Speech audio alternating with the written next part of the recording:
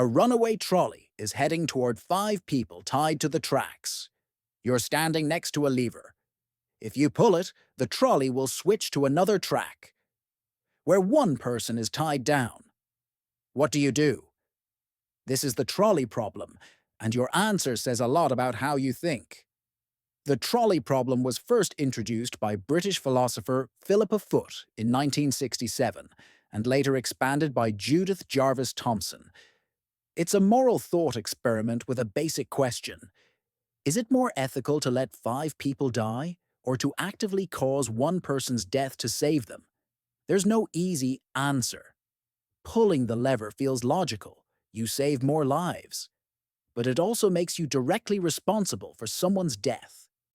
This brings up the debate between two moral frameworks.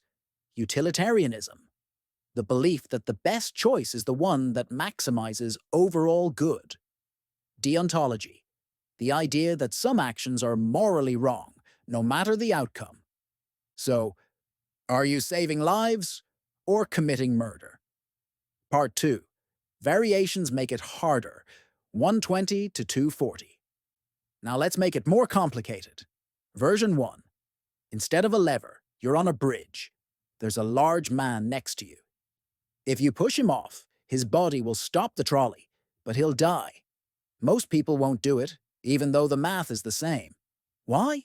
Because proximity and intent matter. Pushing someone feels more personal than pulling a lever.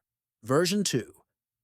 What if the one person is your best friend, and the 5 are strangers?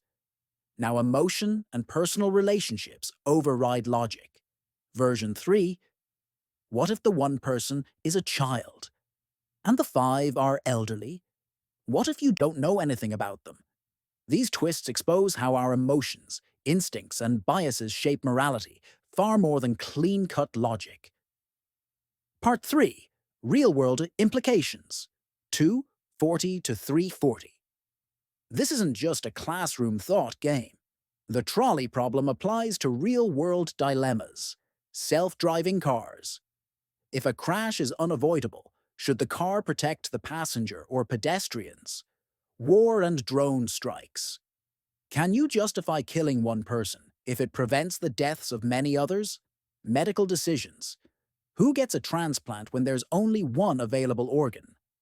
Psychologists and ethicists use the trolley problem to study how people make hard choices under pressure, what values guide them, and how much context can shift their answers. Fun fact. Brain scans show that emotional parts of the brain activate during these moral decisions, especially in the push-the-man version. It turns out, our feelings about right and wrong are wired in, and they don't always follow the math. So, would you pull the lever? Or would you freeze, trapped between logic and conscience?